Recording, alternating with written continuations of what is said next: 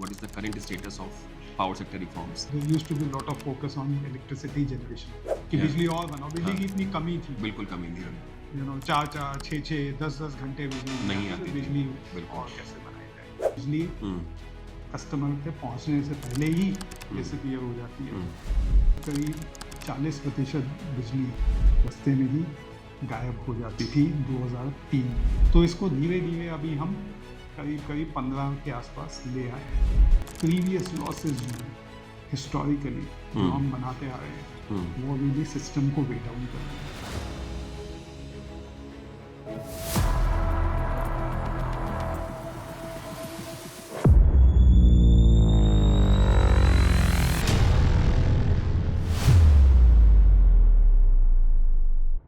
दोस्तों GT log podcast के इस एपिसोड में एक बार फिर से आप सब लोगों का स्वागत है। मैं अनुराग बाजपेयी आपका होस्ट, मेरे साथ में हमारे को होस्ट ध्रुव जैन और आज के हमारे guest doctor Gaurav Bhatiani. Sir welcome to the show. Thank you Anurag sir का बैकग्राउंड थोड़ा सा मैं इलैबोरेट करता हूँ। He has done electrical engineering from IIT Roorkee, then masters in business economics from DU Delhi university और फिर पीएचडी भी दिल्ली यूनिवर्सिटी से किया in energy policies and economics. Sir वैसे तो हम आपके बारे में बहुत सारी चीज़ें जानते हैं, but will be more than happy if you could just elaborate in 60 second about your experiences in nutshell for the listeners and viewers. Please, sir, over to you. Thank you, Anurag. First of all, I'm very happy to be here, and it's a pleasure. So, in terms of my work, a lot of it has been in the energy sector, as you rightly said. I did electrical engineering, and then I've studied economics and policy, focused in the energy sector. So, I worked at the Tata Energy Research Institute, TERI, as it was called back then. And research, advisory, working closely with governments, consulting, those were the kinds of things. And then I moved and I worked, in the development space more closely with Government of India on power sector reforms, energy efficiency, demand side management, clean energy, renewables as part of the USAID program, working closely with the Ministry of Power, Ministry of New and Renewable Energy.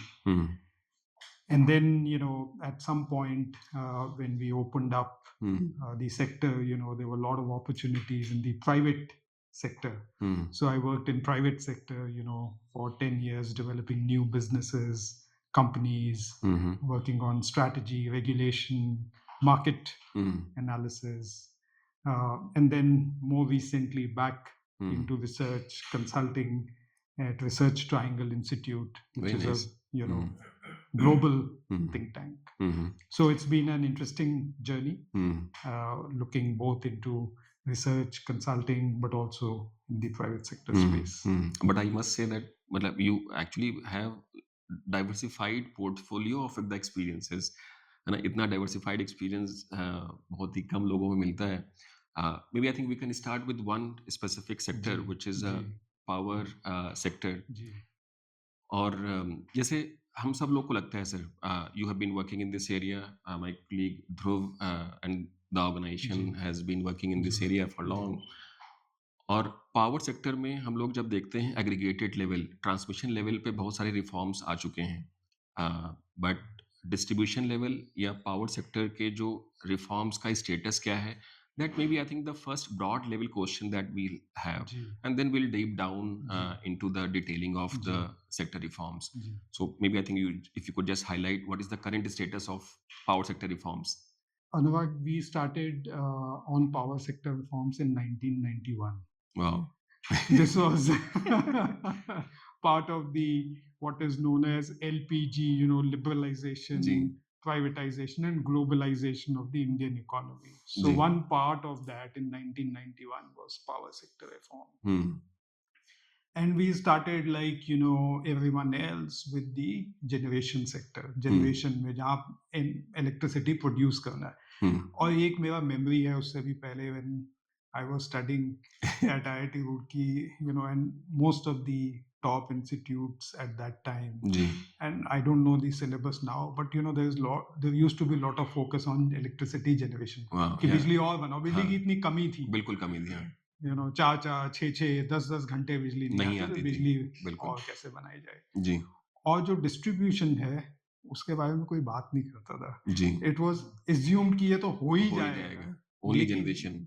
लेकिन हम लोगों ने जैसे-जैसे समय पास हुआ, हुँ, हमने और electricity कोल पहले शुरू किया। हुँ, हुँ, बहुत इलेक्ट्रिसिटी बनाई कोल से, अभी भी बना रहे हैं। बट हुँ, देन धीरे-धीरे हमने दूसरे गैस में गए, हुँ, और अब इन द लास्ट 5-10 इयर्स हमने सोलर पे बहुत एम्फेसिस, सोलर विंड भी जी, आया। हुँ, लेकिन डिस्ट्रीब्यूशन जो है, हुँ, that has always remained neglected. Ji, And when you think about electricity as a customer, hmm, uh, you are in direct contact only with the हुँ। हाँ, distribution main business recipient तो customer ही है। Customer है, जी, और वो distribution business से connected है। जी, तो ये एक, जिसे कहते हैं, गैप रहा एक सेक्टर में। हुँ, Even though I think by 2005, especially after the Electricity Act came hmm, up, हुँ, हुँ, 2003 में एक इलेक्ट्रिसिटी एक्ट पास हुआ, जी, उसके बाद इस पे धीरे-धीरे एम्फेसिस आया।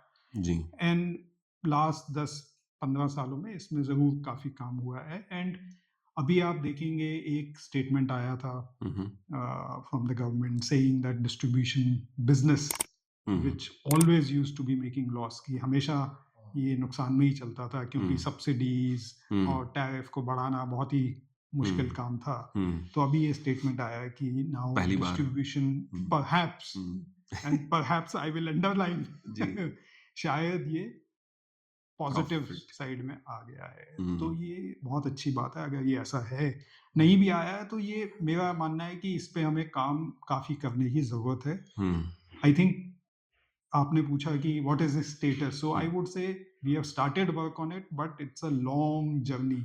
हुँ, एक वो रॉबर्ट फ्रॉस्ट का है, miles to go before I sleep. Hmm, तो ये हम उस स्थिति में अभी हैं डिस्ट्रीब्यूशन में, hmm, that we have taken the first good step, step. Hmm, but अभी इस पे बहुत काम बाकी है। एक सर बहुत इंटरेस्टिंग पॉइंट आपने टच किया in the distribution journey that we have possibly perhaps for the first time we've actually recorded profits as a distribution utility companies are concerned. But आपने उसको अंडरलाइन किया है, तो इसमें हम थोड़ा सा जानना चाहेंगे what is your observation, what is your reading of what has actually happened, what has contributed to this change and how is this likely to shape up in the years to come? तो इसमें ध्रुव क्या है, देखिए, ये बात 2003 का जो electricity act है उसमें हमने कहा था कि हम लोग टैरिफ रिफॉर्म करेंगे और सेक्टर को सस्टेनेबल बनाएंगे। हुँ, तो that journey of setting up regulators की, हमने इंडिपेंडेंट रेगुलेटर सेटअप किए, टैरिफ्स के ऊपर धीरे धीरे काम हुआ, डिस्ट्रीब्यूशन लॉसेस कम हुए। एक्चुअली सबसे बड़ा जो डिस्ट्रीब्यूशन में जो इशू रहा, वो ये था कि लॉसेस जो डिस्ट्रीब्यूशन में से, जिसको हम ATC, aggregate technical and commercial loss, जो बिजली हुँ, कस्टमर के पहुंचने से पहले ही हुँ, डिसअपियर हो जाती है। Hmm, part of the loss is technical, और दूसरा है जो चोरी हो रहा है। हुँ, तो करीब करीब 40% बिजली रास्ते में ही गायब हो जाती थी 2003 में, जब ये हाँ, हमने एक्ट पास किया। हुँ, 40%। तो इसको धीरे धीरे अभी हम करीब करीब 15 के आसपास ले आए हैं। हुँ, फिर भी कुछ स्टेट्स ऐसी हैं जहाँ पे ये 25-30 अभी भी है। 15 तो एक नेशनल एवरेज है। हुँ, कुछ 8-10 पे आ गए हैं, कुछ लोग 20-25 पे अभी भी हैं। तो that is one big reason why we have managed to change the thing. Hmm, पर इसमें एक जो अभी भी बहुत बड़ा इशू है, वो ये है कि प्रीवियस लॉसेस जो हैं, हिस्टोरिकली जो हम हुँ, बनाते आ रहे हैं, हुँ, वो अभी भी सिस्टम को वे डाउन कर रहे हैं। तो अगर हमने ये टर्न अराउंड अचीव कर लिया है तो ये बहुत ही अच्छी बात है, लेकिन hmm, because these are provisional accounts, we are not sure. Hmm, And secondly, what happens is that बहुत सारे कस्टमर्स ऐसे हैं जिनके पास अभी भी मीटर नहीं है, हुँ, जिनको बिजली बिना मीटर के सप्लाई की जा रही है। तो वहाँ पे एक्चुअल एनर्जी कितना गया और कितना बिल हुआ और कितना उसके कलेक्शन उसके सामने आई, कह पाना मुश्किल है। हुँ, Having said that, I'm happy that the direction is positive. We are moving in the right direction, but we could move much, much faster. तो ये इसमें अभी काम, और इसके ऊपर अटेंशन, पॉलिसी की जो अटेंशन है और जो रेगुलेटर्स का इसके ऊपर इनिशिएटिव्स हैं, उनकी बहुत इम्पोर्टेंस है इन द नेक्स्ट 10-20 ईयर्स। हम्म, हम बात कर रहे हैं कि हम क्लीन एनर्जी ट्रांजिशन एक लेके आएंगे that is solely dependent on whether the distribution business becomes viable और नॉट। ये चीज़ अभी नीति आयोग के जो रिसेंट रिपोर्ट 2 दिन पहले रिलीज हुई उसमें भी ये बात उसमें हुई ये है। बात है। तो आपने सर एक चीज़ बोली है, जैसे this change has been brought about by metering to a certain extent. A lot of metering has started happening, and which has contributed to reduction of AT&C losses. What are some of the other initiatives you think can help this sector, and which are plaguing the sector currently, as we look and we build on that path to transition for discoms? Because discoms, as you rightly mentioned, they are pivotal to the energy transition, and not just energy transition, I think economic transformation of the organization, of the nation.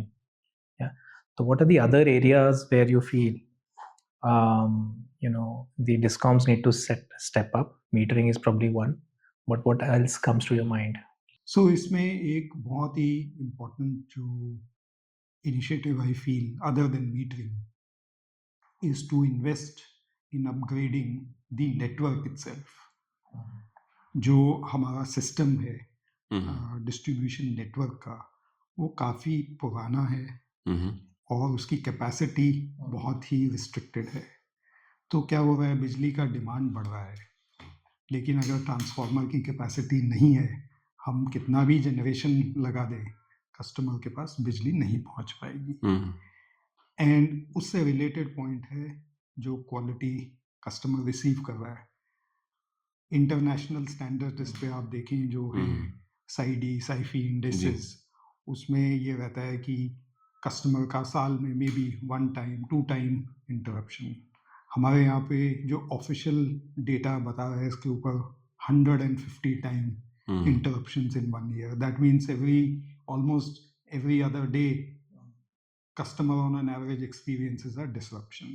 That is very low quality of supply, given the fact that today there is no shortage of electricity. आज कोई कमी नहीं है बिजली की। Generation हमने 500 gigawatt से ज़्यादा का हमारा जनरेशन आज की डेट में है, और डिमांड 200-250 गीगावाट का है। तो बिजली की कोई कमी नहीं है, उसके बावजूद बिजली जाती है। तो इसका कारण ये है कि डिस्ट्रीब्यूशन नेटवर्क जो है बहुत वीक है। तो हम लोग क्या कर रहे हैं, इसको मैं एक एनालॉजी देता हूँ। It is like pushing an elephant in a tunnel. That is what we are trying to do. तो हमें या तो हाथी छोटा करना होगा या टनल बड़ी करनी होगी। So we have to widen the tunnel. That tunnel is the distribution. और एक और चीज़ है, मुझे लगता है कि मतलब कंज्यूमर बिहेवियर पर्सपेक्टिव से भी है। There are certain reports which also mention कि जैसे-जैसे मार्च बीतता है, northern part of the country की बात कर रहा हूँ, वैसे-वैसे लोगों का मतलब प्रेशर है, वो बढ़ता रहता है कि अब तो बिजली बंद हो जाएगी। क्योंकि ठंडी में तो फिर भी अगर लाइट नहीं भी है तो भी लोग चला लेते हैं, लेकिन गर्मी में तो लोगों को एसी भी चाहिए, फैन तो लीस्ट रिक्वायरमेंट है। और वहाँ पे जैसे आपने कुछ टर्म सर यूज़ किए, साइडी, साइफ़ी, मैं अपने दर्शकों को भी बता दूँ कि इसका बेसिक मतलब है कि हम दिन में कितने बार बिजली जाती है और कितनी ड्यूरेशन के लिए जाती है।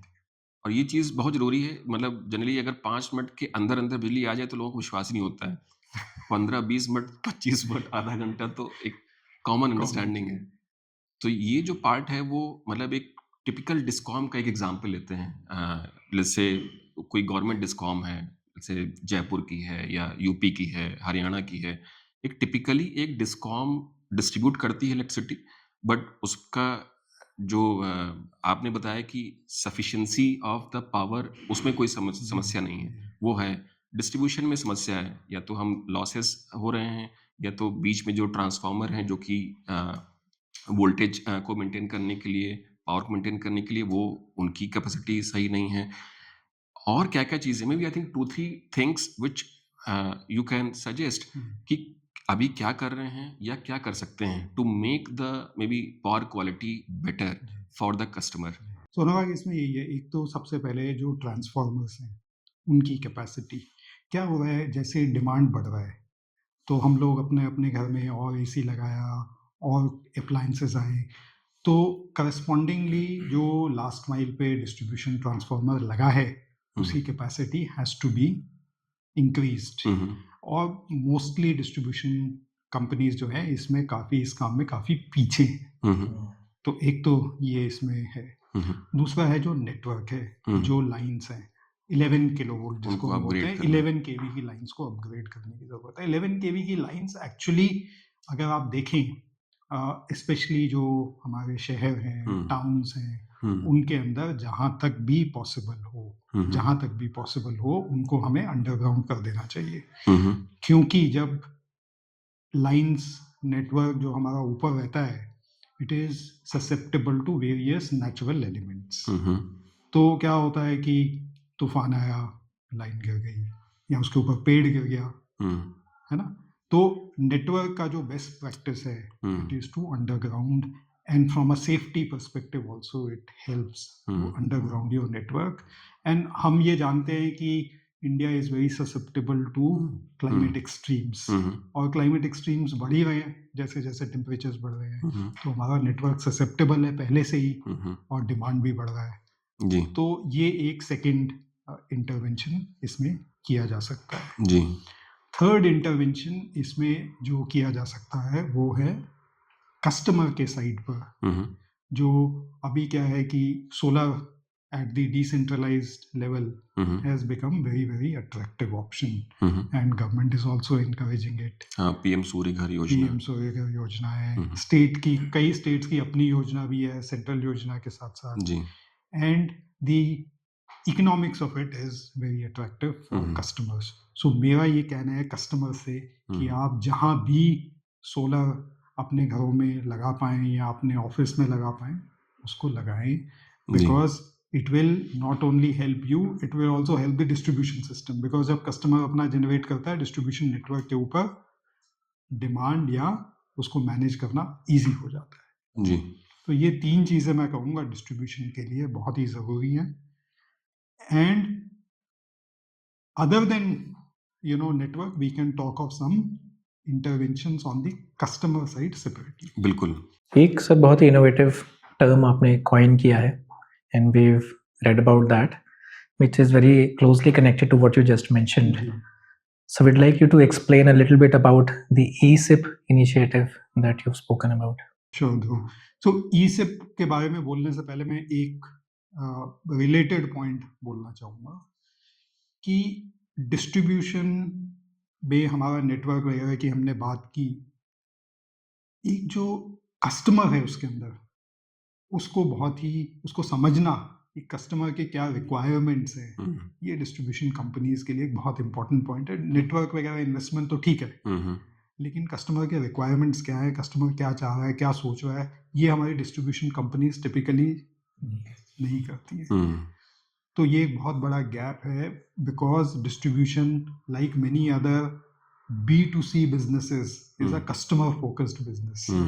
हमारा फोकस जैसे मैंने कहा 1991 से टिपिकली सप्लाई साइड से रहा कि जनरेशन बढ़ा दीजिए, ट्रांसमिशन के बड़े बड़े टावर्स और लाइन लगा दीजिए, वो सब बहुत अच्छी ज़रूरी है, लेकिन डिस्ट्रीब्यूशन के लिए कस्टमर को समझना बहुत ज़रूरी है। और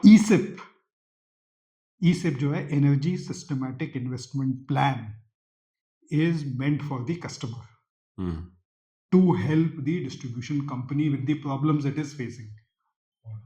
डिस्ट्रीब्यूशन के क्या प्रॉब्लम है, जैसे आपने कहा साइफी नहीं मीट कर पाते हैं, नेटवर्क जो है कंजेस्टेड है। तो ईसिप एक प्रोग्राम है जिससे कि कस्टमर्स को हम इंसेंटिवाइज करते हैं कि वो खुद ही अपना डिमांड को जिस टाइम पे दिक्कत है उसको खुद ही मैनेज करे वो, ताकि डिस्ट्रीब्यूशन कंपनी को हेल्प हो। तो थ्रू दिस ईसिप we will encourage reduction of demand during the peak time. जब हाईएस्ट डिमांड आता है, जब सब सारे एसी स्विच ऑन हो जाते हैं, रिजल्ट क्या होता है, ट्रांसफार्मर उड़ जाता है। तो इसको अवॉइड करने के लिए ईसिप हमने एक डिज़ाइन किया है। इसको हम कई स्टेट्स में बात कर रहे हैं इसको इम्प्लीमेंट करने के लिए। राजस्थान एक स्टेट है जहाँ पे हम बात कर रहे हैं कि ईसिप को हम रोल आउट करेंगे। 2-3 और भी स्टेट्स हैं इसको रोल आउट करेंगे। इसका पायलट की बात कर रहे हैं and it can become a national programme. और ईसिप किस लिए, बिकॉज कस्टमर का क्या फ़ायदा होगा, तो जैसे सिप आपने सुना होगा म्यूचुअल हम्म। फंड में बहुत ही कॉमन टर्म है SIP। SIP। तो उससे इसको हमने लिंक किया है कि एनर्जी का SIP, कि कस्टमर एवरी मंथ उसके बिल में कुछ उसको क्रेडिट मिलेगा। जब वो अपना डिमांड कम करेगा उसको अपने बिल में क्रेडिट मिलेगा। At the end of the year that credit में भी quite a lot of money. तो वो डिस्ट्रीब्यूशन बिजनेस को तो हेल्प कर रहा है लेकिन अपने आप को भी हेल्प कर रहा है। और इसमें जो हमने बात कही है, जब ये दोनों हेल्प हो जाएंगे, इसमें सबसे बड़ी हेल्प होगी हमारे प्लैनेट की। क्यों?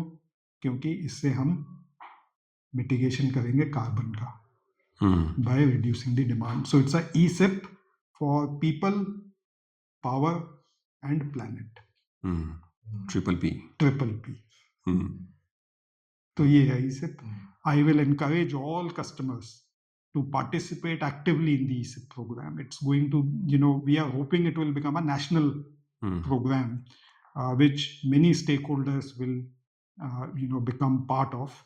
We are planning to roll it out to begin with, with the Ashoka Center for People-Centric Energy Transition. But we welcome all stakeholders to become part of it. Very nice. Sir generally क्या है कि customer centric जो nudges या interventions हैं वो implement करना आसान नहीं है। Rather it is very tough, not only in the domestic market or India, but maybe I think even if you see the international market, Western countries as well. एक तो जो कंपोनेंट जो हमारे यहाँ पे है, जैसे आपने बताया कि B2C सेगमेंट में देयर आर अदर सेगमेंट्स, जैसे टेलीकॉम है, दे हैव द चॉइस कि हमें वोडाफोन लेना है, आइडिया लेना है, एयरटेल लेना है, जियो लेना है। इस सेगमेंट में अभी चॉइस नहीं है, तो वो क्या है कि फोर्सफुल सा अरेंजमेंट लगता है that you are the recipient, we are the provider, you do what we say.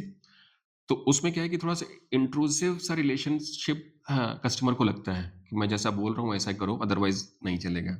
तो दैट इज़ वन एस्पेक्ट जहाँ पे मुझे लगता है कि शायद इस तरह के इंटरवेंशंस की जो सक्सेस है वो हमेशा ही क्वेश्चनेबल रही है। But may B I think I would like to understand I think more from the examples कि किस हिसाब से इस तरह के प्रोग्राम्स जो हम लोग इंटरवेंशंस बोलते हैं, जिसको टेक्निकल टर्म्स में हम लोग demand response, demand side management, demand flexibility, इस तरह के और भी नए नए टर्म्स आज नहीं तो कल आ ही जाएंगे। तो ऐसे टर्म्स को जनरली क्या है, कस्टमर से कोई लेना देना नहीं है। They are may B I think worrying about their the safety of their data. उनको हमेशा लगता है कि इलेक्ट्रिसिटी डिपार्टमेंट उनसे ज़्यादा ही बिजली चार्ज कर रहा है, and that is always the nature of the customer. उनको कभी लगता ही नहीं कि उन्होंने कम बिजली चार्ज की है। तो दूसरा है कि मतलब कोई भी चीज़ जब भी इंटरवेंशंस करते हैं तो वो इंट्रूसिव नेचर सा लगता है, तो इसलिए इस तरह के केसेस सफल नहीं हैं। दूसरा है कि फोर्सफुल अरेंजमेंट है, जैसे मैंने बताया कि आप है ना सिंगल अरेंजमेंट है। बट इस तरह का कोई स्पेसिफिक एग्जांपल जहाँ पे इस तरह के डेमोन्स्ट्रेशन प्रोजेक्ट सक्सेसफुल हुए हों, may be I think more than happy to have that experiences. I think Anurag, इसमें सबसे पहला जो इशू वो ये है कि as you rightly said, customer के बारे में बिजली का जो हमारा क्षेत्र है उसमें ज़्यादा बातचीत ही नहीं होती है। जी। तो वन साइडेड रिलेशनशिप, जो टिपिकल जिसको इकोनॉमिस्ट बोलते हैं नेचुरल मोनोपोली। जी बिल्कुल। But there is nothing natural about it. जी जी जी। सो ये इसको चेंज करने की ज़रूरत है, और इलेक्ट्रिसिटी एक्ट में ये लिखा है कि हम कंपटीशन लेके आएंगे, और आज नहीं तो कल ये कंपटीशन आएगा ही, और ये आना शुरू हो गया है। जी, महाराष्ट्र में जैसे एग्जैक्टली। एंड अभी not only from a regulatory standpoint but from a technology standpoint also. अब देखिए कस्टमर्स के पास धीरे धीरे चॉइस आ रहा है। Decentralise generation is a choice. उसमें अगर आपने बैटरी लगा लिया, आप देखेंगे कुछ कंट्रीज ऐसी हैं, ऑस्ट्रेलिया जैसे एग्जांपल है, यूरोप में भी एग्जांपल है, customers are going off the grid, they are saying no thank you, we don't want you, you are not helping us, as you said, you are overcharging us, you know. So what are people doing? They are going totally off the grid, because technology is enabling it, regulation is enabling it. तो मेरा ये मानना है कि जो distribution companies हैं उनका perspective और माइंडसेट चेंज करना एक बहुत ही इम्पोर्टेंट एजेंडा है for the power sector reform, as we look forward to next 10-20 years, their survival. मैं आपको, आपने टेलीकॉम का देखिए, जब हम लोग when I was a student, we were growing up, MTNL का फोन लेने के लिए 5-10 साल की लाइन लगती जी थी। जी जी बिल्कुल। आज आप 5 मिनट में 5 फोन वाले आपके सामने बैठ के आपको अलग अलग देते हैं। So same revolution will come in the energy sector also as we look forward. So that is one. Second thing, once this relationship changes, from being one-sided, supply-oriented, intrusive, to a more balanced relationship, you will find that these programs will succeed. अभी क्या होता है, जो हमारी distribution या जो बिजली क्षेत्र में जो भी काम कर रहा है, उनका एजेंडा यही रहता है कि यार हमारा जो सप्लाई है वो कैसे इसको सप्लाई करें और किसी तरह से अपने पैसे इससे रिकवर करें। क्योंकि बहुत सारे लोग पैसे दे नहीं रहे थे, तो जो लोग दे रहे हैं उनसे ज्यादा लिया जा रहा था। तो अगेन जैसे ये रिलेशनशिप बैलेंस होगा, आप देखेंगे that has been one reform in the electricity act also, tariff reform, that agenda will become much more important.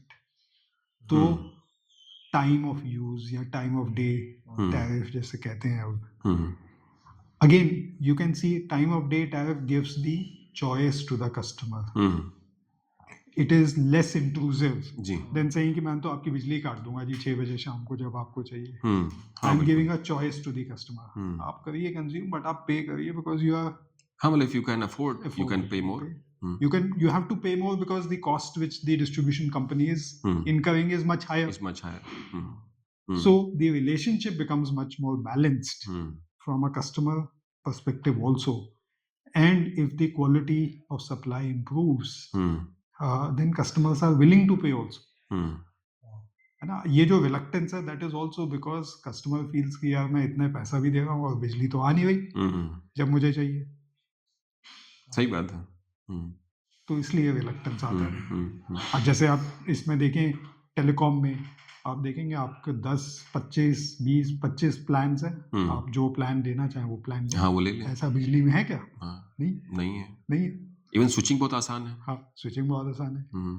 So those things have to come, and then your demand side management programs will automatically fly because the stakeholders are aligned. Sir, as an organization, we've also been working in the DSM space with Bureau since last 2-3 years with roughly 15 plus discoms. So we've had our own experiences working in this space with residential customers. But I would want you to talk about some examples where you would you just spoke about these interventions of DSM, जिसमें हम ये जान सके कि ऐसे examples India में कहाँ हुए हैं, किस तरह के इंटरवेंशंस हैं।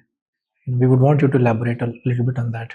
मैं आपको एक एग्जांपल देता हूँ बहुत ही डिफिकल्ट सेक्टर का, जिसमें डिमांड साइड मैनेजमेंट सक्सीड हुआ, and that gives me confidence कि अगर इतनी डिफिकल्ट सर्कमस्टेंसेस में ये हो सकता है। सो ये एक एग्जांपल है एग्रीकल्चर सेक्टर का, डिमांड साइड मैनेजमेंट और energy conservation in agriculture sector. Agriculture sector में आपको मालूम है कि हम लोग पंप्स यूज करते हैं पानी नीचे से खेतों में डालने के लिए, और जितने भी पंप्स हैं टिपिकली वो बहुत ही इनएफिशिएंट है। क्यों इनएफिशिएंट है? इसलिए इनएफिशिएंट है कि बिजली बार बार जाती है, पंप उड़ जाता है, किसान के पास पैसा नहीं होता, वो लोकल शॉप में जाके उसको रिवाउंड करवा लेता है, और जब रिवाउंड करता है that is not the original winding, तो उसकी quality is very low, it consumes lot more energy.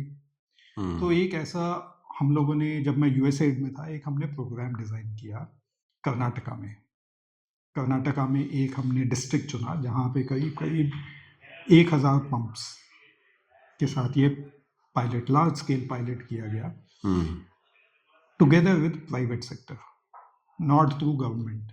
So government discom था, गवर्नमेंट डिस्कॉम से हमने ये बात की कि आप लोग अपना जो नेटवर्क है उसको इम्प्रूव करिए। किसानों से हमने बात की कि आप लोग अपना जो पंप है उसको चेंज करवाइए, प्राइवेट सेक्टर आएगा, आपका पंप, नया पंप आपको देगा। पंप की कैपेसिटी जो थी वो करीब करीब half of the original pump. तो इसमें किसान को समझाने में काफ़ी दिक्कत हुई, लेकिन किसान को हमने कैसे समझाया फार्मर्स को कि आपको जो पानी पहले मिल रहा है वो पानी अभी भी मिलेगा, because ultimately they are interested about the water, not about electricity. So we demonstrated that you will continue to receive the same amount of water. In addition, we convinced and the farmers agreed to install a meter at their premises. So मैं इसलिए example दे रहा हूँ because when you think of residential sector, वहाँ तो metre already लगा है और वो रेजिडेंशियल सेक्टर में पैसा भी दे रहे हैं, किसान तो पैसा भी नहीं देते। सो इन सब के बावजूद, कंडीशंस के बावजूद ये पायलट डिज़ाइन हुआ और पायलट इम्प्लीमेंट हुआ। पूरे 10 साल प्राइवेट सेक्टर ने इस प्रोग्राम को चलाया, करीब करीब 40% बिजली सेव की, 40%, and that saving was split between the DISCOM and the private sector. Private sector made money, distribution company also made money, and the customer was better off because they got better, more reliable electricity. So इससे अच्छा उदाहरण और आप जाइए, जाके देख सकते हैं कर्नाटका में। तो अगर ये एग्रीकल्चर सेक्टर में हो सकता है, हाँ, तो किसी सेक्टर में हो सकता है। तो रेजिडेंशियल तो मुझे लगता है कि इसमें कोई दिक्कत ही नहीं होनी चाहिए। हाँ, इसमें जो इम्पोर्टेंट 3 चीजें हैं, एक ये है कि आपको कस्टमर को, चाहे वो फार्मर है चाहे हाउस होल्ड है, जिसको भी है, ये प्रोग्राम आपको उनको समझाना पड़ेगा। कम्युनिकेशन इज वेरी इंपॉर्टेंट, और ये communication is not a forte of distribution companies. So ये आप जैसे लोग, हम जैसे लोग जाके वहाँ उनसे बात करें, और मैं भी कहूँगा मेरे जैसे लोग भी नहीं, it is more for people who understand sociology या साइकोलॉजी या मार्केटिंग या इस तरह के जो पीपल होते हैं, लोग होते हैं जिनका ये एक्सपर्टीज होता है, उनको ये काम करने की ज़रूरत है। दूसरा इसमें क्या है कि बेस लाइन डेटा, कि before we start what is the base line, तभी हमें पता चलेगा कि सेविंग हो रहा है कि नहीं हो रहा है। सही बात। Often base line is missing, so I think that is where experts like you can come in and ensure that the baseline data is robust. So हमने ये जो कर्नाटका का जो मैंने एग्रीकल्चर का आपको एग्जांपल दिया, उसमें ये बहुत ही डिफिकल्ट काम था, लेकिन एक साल पूरा एक साल हमने खाली एक स्टडी किया to establish the baseline before the pumps were changed, कि पूरा जो साइकिल होता है फार्मिंग का, it is not, consumption is not same in 12 months. So एक baseline study, again residential में तो baseline already available होता है क्योंकि वहाँ पे meters लगे हैं, bills जा रहे हैं, तो baseline data establish करना is very critical. And the third is, what kind of incentives are offered that everyone benefits. It has to be a win-win-win. So customer should win, distribution company should win, and the state should also win. इसलिए मैं कह रहा हूँ क्योंकि आप देखेंगे जितनी भी states हैं, they are writing a big check to subsidize the consumption. So your program design has to ensure that all 3 stakeholders come out of the transaction in a way that it is advantageous to them. तीनों का फायदा होना चाहिए, किसी का नुकसान होगा वो प्रोग्राम सक्सीड कर ही नहीं सकता। I totally agree. But Dhruv, you mentioned consumer behavior point of view. कि, for example, as an organization, you have done the project with respect to the consumer behavior. कि कैसे demand response from the consumer, वो peak power जो electricity या utilities के लिए है, कैसे वो बेहतर या मैनेज किया जाए, ऑप्टिमाइज किया जाए। तो any specific example that you would like to give, and then sir you can just add to what Dhruv says. Yeah, so I think in this project, Anurag, when we looked at the data from the DISCOMs and we analyzed what is contributing to the peak, we realized 2 things. One is peak comes largely in India as a nation in summers. We have instances of winter peak also, but summer is a more critical problem for us. Second, peak contribution is largely by the residential sector. That is what we were able to find out from the preliminary data analysis. which means an intervention on the demand response side for peak management had essentially to cater to the residential sector. That was a very simple outcome that we could derive out of it, and which is where our interventions were also figured, and we carried them out over the last 2-3 years. What was most challenging for us, again, and sir, I'm building on the point that you also mentioned earlier, discoms have never treated utility business as a B2C business, which means that consumer relationships have not really been fostered a lot, in my view. So, which means getting access into consumer's house to run a program, to configure a program, to make him understand that program became the biggest hurdle, which we did not imagine. We thought configuring the technical part of the solution and deploying that will be difficult, but on the contrary, bringing the consumer on board became the biggest technical challenge for us because the consumers were not ready. The relationship with the discom has not been developed in that fashion कि वो साथ में discom के मिलके काम करे, ऐसा हमारे यहाँ सिस्टम नहीं है. And which is where I think we had to take a lot of support from RWAs, associations, bringing consumers on board, making them agree. Again, I think, sir, building on your point, communication became the key. How do you convince them कि इसमें आपका फायदा है? Discom का तो फायदा है ही है, आपका भी फायदा है, because discom is also ready to share part of its savings with the consumers. So getting that message across, I think that becomes the key as far as the residential sector is concerned. Solutions are available, they have been piloted, they have been deployed, and I think एक reasonable evidence base available है. जैसे हमने कुछ programs AC के operations को control करने के लिए किए with the help of simple hardware devices, software devices, user behavior को nudge करने की कोशिश की, तो सब चलता है. बट मास स्केल पे अडॉप्शन के लिए हमें बाय इन चाहिए, और उसके लिए मुझे लगता है हमें कम्युनिकेशन प्रोग्राम चाहिए. It has to be a thought out, well thought out, proactive communication strategy with the utility organizations. That is, my view. But sir, I think I'm also open to what you think about it. बिल्कुल सही कह रहे हैं हम लोग. So trust between the utility and the customer does not exist. Unfortunate reality है ये.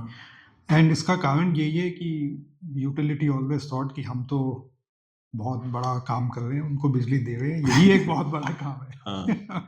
हाँ बिल्कुल. तो ये जो माइंडसेट का जो इशू है, ये आगे जाके चेंज करना पड़ेगा. इसमें मेरा एक पर्सनल व्यू है, और इसके ऊपर मैंने कुछ रिसर्च भी किया है, लिखा भी है इसके ऊपर, कि आप देखेंगे हमारे जो डिस्ट्रीब्यूशन कंपनीज हैं वो कस्टमर से बहुत दूर हैं आज, बहुत दूर हैं, क्योंकि जो डिस्ट्रीब्यूशन कंपनीज हैं वो इतने बड़े हैं कि उनका डिसीजन मेकिंग और जो ब्यूरोक्रेसी है that is far removed from most of the customers. है ना. आप देखेंगे हमारी most of the states में 3-4 डिस्ट्रीब्यूशन कंपनीज, ठीक है ना. एक आपको एग्जांपल दूंगा यूएस का, ठीक है. यूएस में करीब 3000 डिस्ट्रीब्यूशन कंपनीज, 3000. हमारी कंट्री में कितनी है? Less than 100. 110, 108. चलिए आप वो उनको भी काउंट कर, ठीक है. चलिए 100 कर, 3100. हमारे देश में कितने डिस्ट्रिक्ट्स हैं? करीब 800. मेरा ये मानना है कि at least we should have 1 distribution company per district. अगर हम बोल रहे हैं कि जो management of the affairs is delegated at district level, so electricity को अगर हमें कस्टमर के पास ले जाना है, ट्रस्ट बिल्ड करना है, तो we need lot more distribution companies. अभी क्या होता है, मैं एक एग्जांपल दूंगा आपको. मैंने एक प्रोजेक्ट किया था औरंगाबाद सिटी में जी. हमने बहुत उसमें स्टडी किया, एक पूरा डिटेल्ड प्रोजेक्ट रिपोर्ट बनाया जी. हमें पता चला कि करीब 200 करोड़ रुपए का इन्वेस्टमेंट की ज़रूरत है. वो इन्वेस्टमेंट भी अप्रूव हो गया. पावर फाइनेंस कॉरपोरेशन और जो लोकल डिस्ट्रीब्यूशन कंपनी है MSEDCL, वो जब प्रोजेक्ट, हमने बहुत ही रिप्यूटेड कॉन्ट्रैक्टर को वहाँ पे कॉन्ट्रैक्ट भी अवार्ड हो गया. जब प्रोजेक्ट उन्होंने स्टार्ट किया, प्रोक्योरमेंट हो गया, हमने उसमें बताया कि डिस्ट्रीब्यूशन ट्रांसफार्मर की कैपेसिटी, छोटी कैपेसिटी के ट्रांसफार्मर कस्टमर के प्रेमाइस के पास लगाइए. पावर क्वालिटी इंप्रूव करने के लिए। हम्म वो लगाने भी चालू हो गए। फिर अचानक से एक दिन फ़ोन आया कि हमें तो ये आदेश दिया गया है कि ये छोटे ट्रांसफॉर्मर्स नहीं चलेंगे। पूरी कंपनी में एक स्टैंडर्ड ट्रांसफॉर्मर, बड़ा ट्रांसफॉर्मर स्टैंडर्डाइज कर दिया गया, अब आपको वही लगाना पड़ेगा। तो हमने कहा ये आदेश कहाँ से आ गया? ये आदेश मुंबई से आया है, हेडक्वार्टर्स से। हाँ तो इस तरह से क्या होता है, जो कस्टमर का ट्रस्ट है और अंडरस्टैंडिंग है, जब हमने इतना ऑलरेडी कम्युनिकेट कर दिया कि अब आप लोगों के मीटर चेंज किए जा रहे हैं, आपका ट्रांसफार्मर चेंज किया जा रहा है, आपको बेटर बिजली मिलेगी, ये सब बात हो गई। उसके बाद तो 1 साल के बाद जब प्रोजेक्ट इम्प्लीमेंट होगा तो ये सडनली आया। सो कहने का मतलब ये है कि someone sitting in Mumbai or Delhi or Kolkata does not have to decide for the whole state. Distribution is a local B2B, B2C business. It's not a B2B business. So in a B2C business, customer perspective, needs have to come into play. And for that to happen, आप अगर औरंगाबाद में बैठे, आप थोड़ी मुंबई जाएंगे जाके कि chairman साहब से बात करें। आपके अगर आपके सिटी है, या तो city level distribution companies, US में ऐसा ही है, बहुत सारी कंपनीज जो है वो सिटी लेवल पे हैं। Each city has its own distribution company. जी जी बिल्कुल। So that is, I think, a reform which we have to take to the next level. And इसमें मैं ये नहीं कह रहा हूँ कि आपको इसको प्राइवेटाइज करने की जरूरत है। It can be government, it can be private, but if it is smaller, because क्या होता है, इकोनॉमिक्स में हम पढ़ते हैं economies of scale, but there is also diseconomies of scale. So यहाँ पे मेरा ये मानना है कि हमारी स्पेशली जो बिगर कंपनीज हैं, 50,000 एम्प्लॉइज, वहां पे डिसइकोनॉमीज ऑफ स्केल आ गई हैं कि मैनेजमेंट का bandwidth is insufficient to manage the efficient operations. State level पे अफेयर्स कैसे मैनेज करेंगे? तो उनको छोटी कंपनीज बनाएं और वहां पे लोकल जो एंटरप्रेन्योर्स हैं, लोकल यूथ हैं, उनके लिए अपॉर्चुनिटीज भी आएंगी जब ये करेंगे। यूएस में आप देखें तो जितना भी एंटायर रूरल एरिया है, वहां पे electricity distribution is run by rural cooperatives in US, which is a capitalist economy. So we don't have to have cooperatives, but we can have local entrepreneurs, we can have local businesses who can run the business much more efficiently. आप देखें, हम लोगों ने जो franchise बनाए कुछ states में, महाराष्ट्र ने किया, राजस्थान, यूपी भी कर रहा है। All those franchises are much smaller. So लोग मुझे बोलते हैं कि ये प्राइवेट सेक्टर ने आके इम्प्रूव किया है। Yes, private sector will do it, but private sector का experience in bigger distribution companies in Odisha was not good. You have to remember that. So, when the business goes beyond a particular scale, diseconomies also kick in, and we have to optimize the size and scale of business. One more point, sir, that you have, maybe I think you have mentioned, electrical infra versus urban infra point of view से आपने बताया शुरुआत में कि किस हिसाब से हम लोग जो वायर्स हैं या डिस्ट्रीब्यूशन नेटवर्क है वो अबव द ग्राउंड है, उसको अंडर द ग्राउंड ले जाने की जरूरत है, otherwise interruptions becomes more frequent attribute also. इस तरीके से अर्बन प्लानिंग पर्सपेक्टिव से जब तक हम कोहेसिव या इंटीग्रेटेड तरीके से नहीं इसको सोचेंगे, जहाँ पे हमारे लेट्स से नए नए सेक्टर्स बन रहे हैं, वहाँ पे एक और चीज़ आपने बताया कि अगर हम इतनी बड़ी may be electricity utility company ना हो करके डिस्ट्रिक्ट लेवल पे अफेयर्स मैनेज करें तो शायद कस्टमर को एक्सेस थोड़ी आसान रहेगी।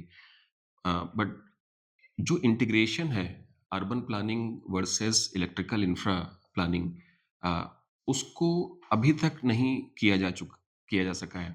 उसके स्पेसिफिक एडमिनिस्ट्रेटिव रीजंस हैं, बट मतलब what is your may B I think perspective कि हम इसको कैसे मैनेज करें, या what is the road map that you see, because you interact and you have been working.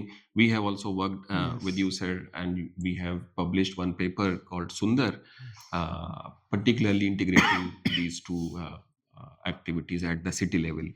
This is again very interesting, Yes, you know, how things work in our cities. जी That we have so many silos जी which have been created.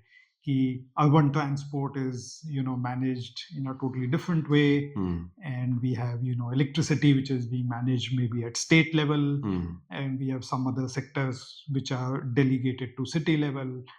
So the point here is that planning of infrastructure at the city level अगर वो integrated नहीं है हम्म, तो उसमें बहुत inefficiencies आती हैं। हमने देखा है कि आप पहले एक बार पानी का नेटवर्क बिछाने के लिए अंडरग्राउंड जा रहे हैं, फिर आप देखेंगे टेलीकॉम वाले आ गए, उसके बाद गैस गैस नेचुरल गैस के सिटी गैस डिस्ट्रीब्यूशन है, बिल्कुल।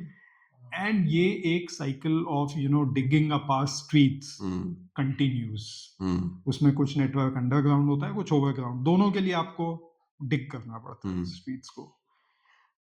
अभी एक जो फॉरवर्ड लुकिंग कॉन्सेप्ट है वो ये है कि हम बंडल कर दें इंफ्रास्ट्रक्चर को जहां तक पॉसिबल हो और उसको अंडरग्राउंड कर दें। इसका बहुत ही अच्छा एग्जांपल है गिफ्ट सिटी इन गांधीनगर, जो हमने पूरा का पूरा इंफ्रास्ट्रक्चर अंडरग्राउंड डाल दिया है। Of course not all cities can become like gift city, लेकिन मुझे ये लगता है बहुत सारी जगह पर हमारे पास नेचुरल अपॉर्चुनिटीज होती हैं, जैसे मेट्रो हम अंडरग्राउंड बना रहे हैं, ऑलरेडी बना रहे हैं, या हम एक जगह पे पाइपलाइन, वाटर पाइपलाइन के लिए, गैस पाइपलाइन के लिए डिगिंग चल रही है ऑलरेडी। तो ऑर्गेनिकली हम अपने नेटवर्क्स को अंडरग्राउंड कर सकते हैं। हम बहुत सारी रोड्स भी अब टनल्स बनने लग गए हैं in the major cities like Delhi, Mumbai, बहुत सारे जी। सो जहाँ पे भी हमें अपॉर्चुनिटीज मिलती हैं, because undergrounding the network is expensive, it is an expensive proposition, लेकिन in the long run, when you look at the life cycle, what we call as the life cycle cost, because जब आपका network ऊपर होता है 5 साल 10 साल के बाद अगर वो गिर गया because of some reason, you have to invest again, और डिटोरिएशन रेट भी ज्यादा होता है, deterioration rate is higher, safety risk is there, so if you look at the life cycle cost of the infrastructure, undergrounding makes sense in lot more cases compared to just looking at the L1 cost as we typically look at. जी। तो मुझे लगता है कि कुछ ऐसे examples हैं, gift city is one of them which we can look at, and again the decision making if we delegate at the city level, वो हमने किया नहीं है, सिटीज को एम्पावर नहीं किया है। अगर हम सिटीज को एम्पावर कर देंगे, डिस्ट्रीब्यूशन नेटवर्क को सिटी लेवल पे ले आएंगे, ये किया जा सकता है। It is not technically difficult, it is a political and administrative challenge. Constitutionally तो है ही है, कॉन्स्टिट्यूशनली वो अलाउड है, वो अलाउड है, लेकिन पॉलिटिकली इम्प्लीमेंट नहीं हुआ है। बहुत इंटरेस्टिंग चीज ये है कि इस बार के इकोनॉमिक सर्वे में इसके ऊपर बात की गई है। अर्बनाइजेशन का जो चैप्टर है उसमें आप देखेंगे इंटीग्रेशन की बात उसके अंदर बहुत ही अच्छे से उन्होंने इकोनॉमिक सर्वे में किया। So I am hopeful that government is thinking about it and is planning and at least conscious that this is a problem, because जब तक हम प्रॉब्लम को रिकॉग्नाइज नहीं करते वो एड्रेस नहीं होता है। तो इसका इलेक्ट्रिसिटी का एग्जांपल दूंगा, जो मैंने आपको कहा 40% लॉस, 40% से एक साल पहले तक हम 18% लॉस दिखाते थे and everything was great on the paper, but customers did not get electricity. The day we recognized that the loss is not 18 but 40, that's when we started really working on the problem. So I'm happy that now policymakers are aware that this integration and empowering cities is a challenge, is a problem which needs to be addressed. No, I totally agree कि कहीं ना कहीं आपको वो problem की तरह आपको पहले रिकॉग्नाइज तो करना ही होगा, then only I think you can find some solution out of it. Sir city level में बात करें तो वेस्ट मैनेजमेंट अपने आप में एक बहुत इंपॉर्टेंट एस्पेक्ट है, एंड मुझे लगता है कि city as a whole should become a comprehensive ecosystem, जहाँ पे यू ऑल्सो मेंशन कि हाँ साइलोज में काम ना हो, बट अगर इंटीग्रेटेड मैनर हो तो ज़्यादा अच्छा है। You have also written one paper which is primarily on the fund which talks about managing the waste at the city level. What is it about, sir? And then if you could just elaborate this particular aspect. जी, सो अनुराग, इसमें क्या है कि waste management के ऊपर काफ़ी काम हम लोगों ने किया है। स्वच्छ भारत मिशन आपको मालूम होगा, काफ़ी काम हुआ है उसके अंदर, लेकिन एक जो प्रॉब्लम अभी भी एड्रेस नहीं हो पाया है वो है legacy dump sites. I think आपके ऑफिस से ज़्यादा दूर नहीं है, गाजीपुर मैं आ रहा था रास्ते में, अभी भी काफी बड़ा पहाड़ वहाँ पे है। वो ट्रांजिशन फेज है वो, दिल्ली टू यूपी की। ऐसे और भी पहाड़ हैं दिल्ली के अंदर, ओखला में एक है और एक नॉर्थ दिल्ली में, जहाँ पे इंटरलिंकेजेस है वहाँ पे ट्रांजिशन बताया गया है। एंड इसी तरह दूसरे सिटीज, मुंबई में अपने पहाड़ हैं, बैंगलोर, चेन्नई। तो ये जो you know legacy dump sites जिसको बोलते हैं, इनको क्लीन अप करना हैज रिमेन्ड अनएड्रेस्ड अनफॉर्चुनेटली। तो इसके लिए मैंने एक सजेशन दिया है कि एक हम इसको डेडिकेटेड मिशन मोड में कैसे एड्रेस कर पाए। एंड इसमें again technically it is a easy job. It is more of a political and administrative challenge and financial challenge to some extent. तो ये super fund is an idea to address this challenge कि हम एक central level पे एक fund establish करें. And again इसका precedent exists in US. कि US में एक super fund था to solve the problem of legacy industrial waste sites. जब यूएस में इंडस्ट्रियलाइजेशन हुआ तो ऐसे बहुत सारे डंप साइट्स बन गए जहाँ पे इंडस्ट्रियल वेस्ट बहुत इकट्ठा होके डंप होके, and it was polluting air, water, soil and causing lot of problems. Same problems exist here कि हमारी सिटीज में जो डंप साइट्स हैं उनसे एयर पोल्यूशन होता है, उनसे मीथेन निकलता है, उनकी वजह से बहुत सारे डिजीजेज होते हैं जो पॉपुलेशन आसपास है या उसमें स्प्रेड होते हैं, वेक्टर बॉर्न डिजीजेज जिसको हम कहते हैं। तो इसको एड्रेस करना is a huge opportunity in my mind. Why? Because ये आपके बहुत बड़े प्रॉब्लम्स हैं। एयर पोल्यूशन, हमारी cities are so polluted. Diseases किसको इम्पैक्ट करते हैं? सबसे ज्यादा पुअर को। एंड लास्टली अगर हम इसको क्लीन कर देंगे तो कितना सारा अर्बन लैंड रिलीज हो जाएगा। Land is a big problem in our country. So what I have suggested is that, maybe for some time, let's say period of 5 years, we set up a dedicated agency and give them enough money to clean these things. Because क्या हो रहा है इसमें, जो cities हैं, cities empowered नहीं है, उनके पास ये authority नहीं है इसको ठीक से कर पाने की। इतने सालों से कर रहे हैं, नहीं हो पा रहा है। उनके पास पैसा नहीं है, उनके पास resources नहीं है। तो एक हम dedicated agency in a public private partnership mode, PPP mode में इसको सेटअप करके और एक फंड एस्टैब्लिश करें। फंड गवर्नमेंट ऑफ इंडिया की तरफ से आ सकता है। और क्यों मैं इसको कह रहा हूँ? बिकॉज इसके मल्टीप्लायर इम्पैक्ट बहुत है। इसके ऊपर अगर गवर्नमेंट 100 रुपए खर्च करेगी तो इसका return is 500 rupees. Air pollution कम हुआ, हेल्थ इम्पैक्ट कम हुए, मीथेन कम हुआ और आपका लैंड रिलीज हो गया। इसके returns are 5 to 10x from a society's perspective.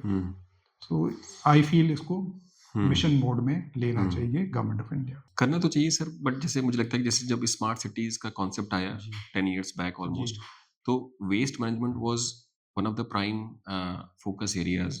और उसमें भी ये था कि हम असेसमेंट करेंगे, एनालिसिस करेंगे, and then there will be lot of may B I think public private partnerships based projects जो कि इस तरह की जो इश्यूज हैं उसको रिजॉल्व करेंगे। There was certain amount which was given to the city administration, smart city जो डिपार्टमेंट या इस तरह से जो बना था, but it did not take off unfortunately.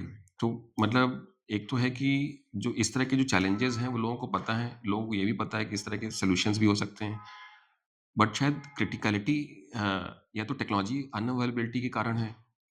Suddenly जो गवर्नमेंट का या जो सिटी लेवल पे जो एडमिनिस्ट्रेशन है उनका लेस पावरफुल होना या लेस एम्पावर्ड होना, ये भी एक चैलेंज हो सकता है। बट आपको लगता है कि next let's say 5 to 10 years this problem can be solved? See, the problem, technology is not a problem. Okay. Smart cities की आपने बात की। So इसमें मेरा क्या, इसमें जो व्यू है वो ये व्यू है कि बहुत सिंपल चीज़ है ये, लेकिन सिटी एडमिनिस्ट्रेशन एम्पावर्ड नहीं है और उनके पास रिसोर्सेज नहीं है, फाइनेंशियल और ह्यूमन। अगर ये रिसोर्सेज होते तो वो एड्रेस कर लेते। और उनको एसबीएम या स्मार्ट सिटी मिशन के अंदर पैसा जरूर दिया गया टू सर्टेन एक्सटेंट, लेकिन it was entirely inadequate to address this problem. तो मैं इसमें ये सोच रहा हूँ और मेरा ये मानना है कि अगर इस प्रॉब्लम को हमें रियली एड्रेस करना है तो इसका जो बहुत अच्छा उदाहरण है मिशन मोड का वो है सोलार। सेकी जो एक एजेंसी है उसका एक ही एजेंडा है, सोलर लगाइए। इसी तरह सिंगल एजेंडा, हम्म, सिटीज का सिंगल एजेंडा नहीं हो नहीं सकता होता है। एक सिंगल एजेंडा से, because this is a legacy problem. और इसको मिशन बोर्ड में you don't have to establish a permanent agency.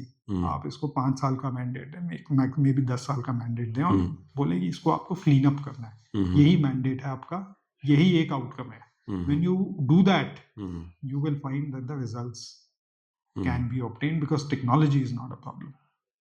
It is lack of resources, and इनका cities का bandwidth is limited. Resources नहीं है। फोकस होकर के काम करना होगा। हाँ, That is how you need the dedicated fund for this. fund and an agency to implement it. Yeah. Like SECI is not a big agency.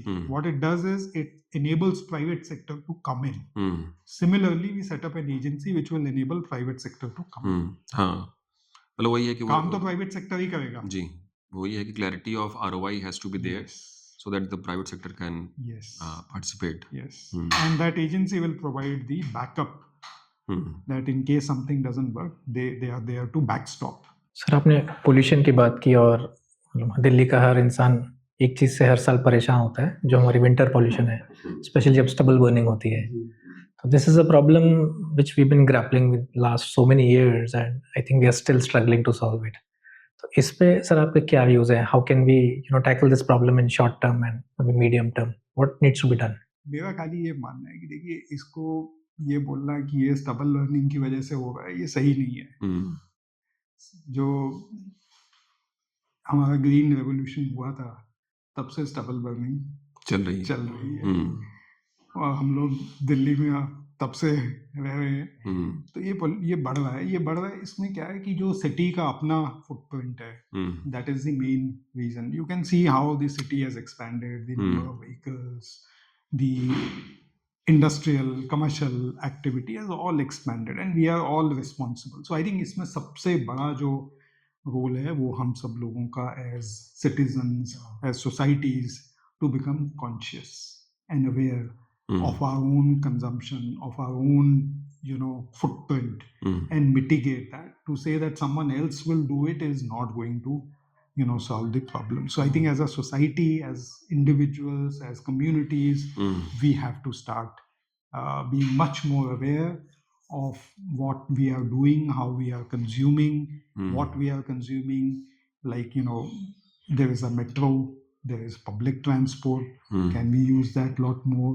Of course, government has to expand, and that's why I feel a little sad when I see news everyday कि हम इस road को expand कर देंगे, हम वहाँ पे flyover बना देंगे।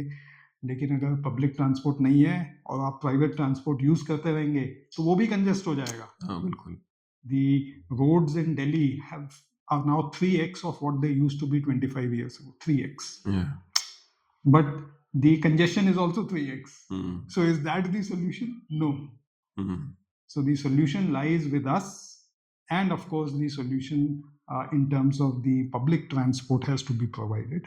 And then of course, the other part is where you have large point sources of pollution, जैसे कि बड़ी इंडस्ट्री है, पावर प्लांट है, तो वहाँ पे of course stricter regulation, जैसे कि उनके ESPs ठीक से काम कर रहे हैं, नहीं कर रहे हैं तो पेनलाइज करना। अगर आपके पावर प्लांट्स हैं, वहाँ पे FGDs लगाने की ज़रूरत है, सिटीज़ के अंदर FGDs नहीं लगाए हैं तो उनको पेनलाइज करें। तो ये तो इंडस्ट्रियल सोर्सेज पे तो वो डेफिनेटली वो काम की ज़रूरत है। बाकी जहाँ तक किसान हैं, ऑफ कोर्स अगेन वहाँ पे उनको कम्युनिकेशन एंड रिसोर्सेज देना, बिकॉज उनके पास पैसा नहीं है, स्पेशली जो छोटे किसान हैं। सो उनको तो वो करना पड़ेगा आपको। लेकिन my first view is that the city dwellers or the citizens have the first responsibility. I think that's very important points you mentioned, sir. So what is my individual footprint as a part of the society? And is pe, sir, are there any global examples of nations which have actually taken a step in letting citizens measure and let us say some sort of reporting of their own footprint? Some sort of incentives or maybe regulations, ऐसा कहीं कुछ हुआ है क्या दुनिया में? I think there are a lot of examples of transformation where transformations have been brought. Mhm. Europe में बहुत सारे examples हैं. Cities have gone from heavily polluted in Mhm. terms of air pollution, water pollution, to now beautiful cities. They have become tourist centers. Copenhagen is an example. London is an example. They were very polluted cities. London में इतना industrialization जो हुआ उसके बाद they were like Delhi for some time.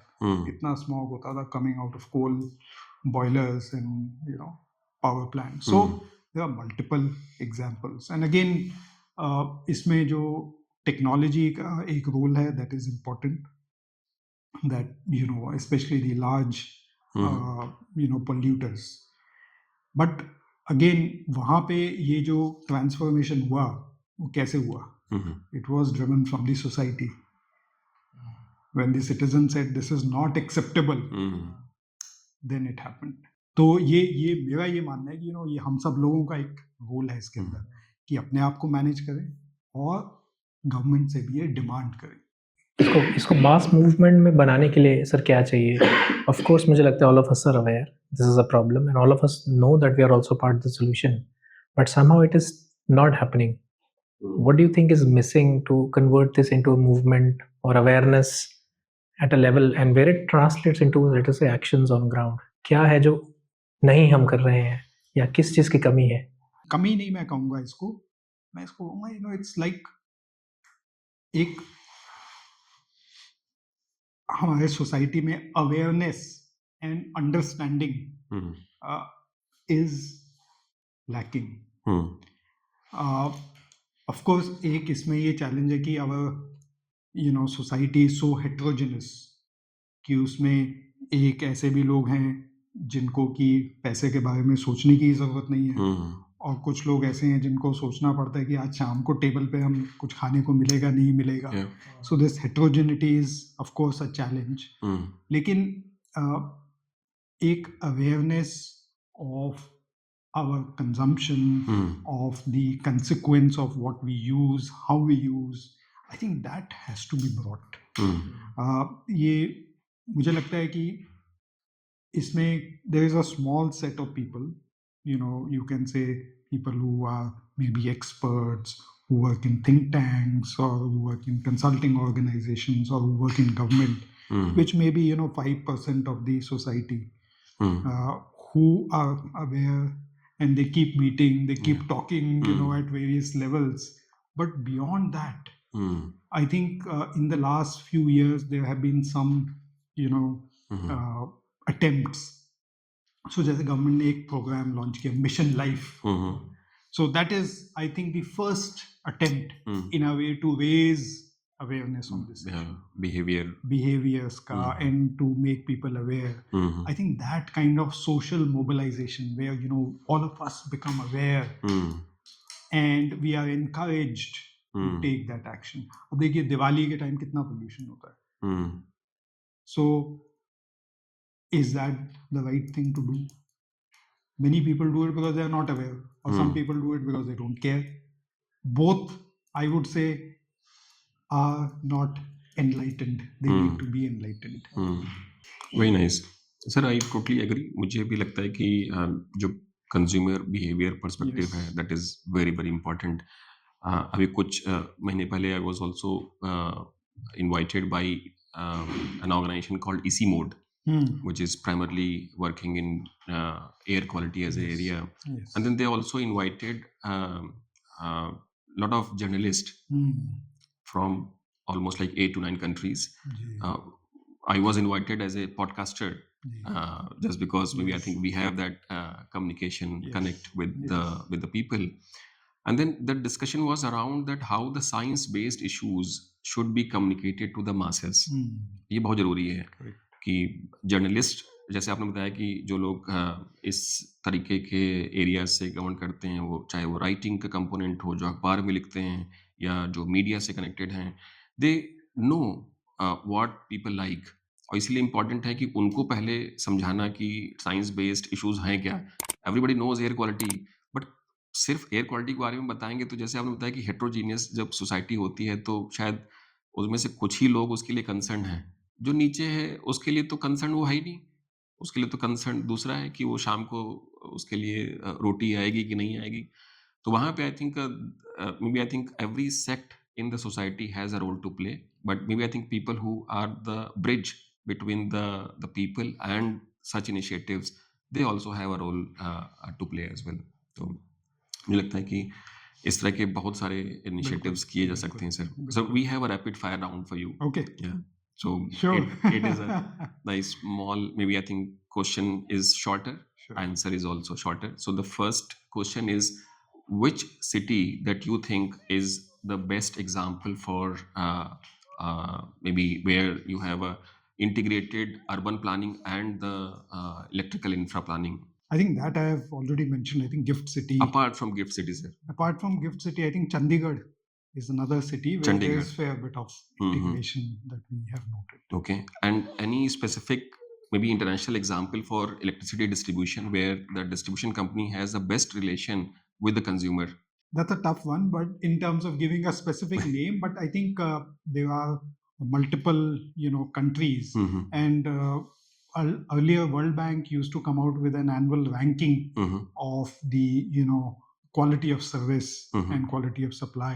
Mhm. So many cities in Europe and also Singapore has an excellent standard. I would say we should look at Singapore. Even South Korea, for example, Seoul has an excellent supply standard. In my view, I think when we look at Delhi or maybe even Mumbai for that matter, where consumers have choices. In Delhi, in India, Delhi, Mumbai, even Kolkata is very good. But thinking apart from metros, I think many cities in Gujarat, have very good quality of supply. I have personally experienced it. It's much better than many other states. Okay, sir. It's also, sir, I think linked to the health of the DISCOM, possibly, because ultimately power procurement becomes an issue which is transferred to the customers eventually. And we were reviewing the DISCOM rankings last year. We saw 2 DISCOMs in Haryana, Uttar Haryana, Dakshin Haryana. Both are in black. We were surprised. So they're actually making money. But Haryana quality of supply is not good. No, it is not. Yeah. I can. I live I live in Gurgaon. It's being not the good. consumer, yeah. Yes, I can tell you it is not good. So in that way, I think the point which I was earlier also making, that is not, we don't have any shortage now. So procurement of electricity is not an issue. Of course, yes, whether you can pay for it or not is an issue. But even if you're procured, are you able to deliver that? The biggest challenge is that we are unable to deliver what is procured. You're right, sir. In that aspect, even Noida, for that matter, is very good as far as the reliability of power is concerned. The governing model of the city is different as a whole, and I think as a DISCOM, PVNL is the DISCOM here. I've been living in Noida for the last 4 years. I think power supply is pretty reliable. We've not experienced large outages. Which kind of, points to what I earlier said, smaller, better designed, integrated cities, which Noida is, very different from, for example, Agra or Kanpur. Very good, ठीक बात है sir. So next question is, apart from the Indore as a city, which city which you feel is better managed with respect to the waste as a issue? I think Mysore is very good. So one should look at it. Mysore. Yes, in Karnataka. There are other cities in Tamil Nadu also, and Kerala as well, which are good examples. Coimbatore, similarly in Kerala, Kochi, much better managed. I lived in Ahmedabad for 2 years. I love the city. Ahmedabad is also very well managed. In fact, the railway station at Ahmedabad is managed by Eureka Forbes. That's a model I saw for the first time when I landed in 2008 in Ahmedabad. Eureka Forbes maintains the entire railway station, Ahmedabad railway station. And they're known as a cleanliness brand. So it's a strategic fit for them. Yeah, we have to have these kinds of, partnerships to bring a change and also demonstrate that it is possible. Absolutely. Totally agree, sir. Sir, fourth question. Recently, government has passed one bill called Shanti Bill. उससे private sector को भी nuclear energy में participation का मौका मिलता है, opportunity है. How do you feel that nuclear energy, is it essential or is it the distraction? I have not looked into the bill, but your question is broader. So I would, say that it is okay, to have nuclear energy. There is, there is enough evidence. I would say that, when I think about what are the challenges for us in India, supply is no longer a big challenge. We should focus a lot more on distribution. Distribution side. So that is, I would say, my 2 cents that, where should the policy action be is to make our distribution more robust. If we can do that, the supply which is already there will get to the customer, but also new supply. If you empower the distribution companies, supply will come. It's like any other market. If there is enough demand, supply. We have enough frameworks now for supply. Supply is anyway a deregulated business. Of course, nuclear is not, in the sense that it has special requirements. But I have no complaint against passing the bill. It's okay. But I feel that, we should have a lot more policy attention on the distribution and also transmission, which we haven't talked about, particularly the sub-transmission at state level is a big issue. Okay. And the last question is, any specific sustainable habit that you have lastly adopted? Lastly means I try to live as sustainably as possible. So again, I think it's being aware of what your own consumption is.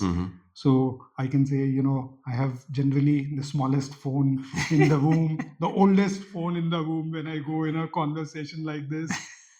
So this is a 4-year-old phone I'm using as the smallest phone, because you have to be clear that what example you are setting.